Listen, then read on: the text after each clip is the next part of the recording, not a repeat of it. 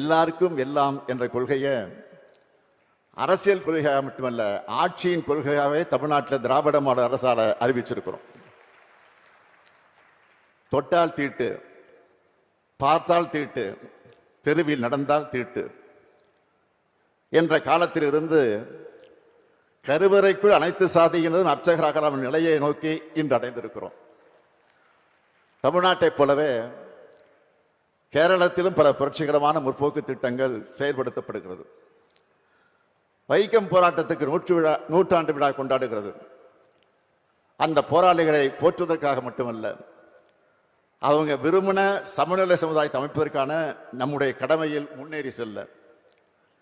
வைக்கம் ஒரு ஒற்றப்பட்ட விஜயம் அல்ல, பின்னீடுள்ள விஜயங்களுடைய தொடக்கம் ஆயிரம். அது எல்லா மேഖലയിலும் தொடர்ச்சியாக விஜயங்கள் நெடுதி நின்று நமக்கு உரைச்சு நிலைக்காம். எந்த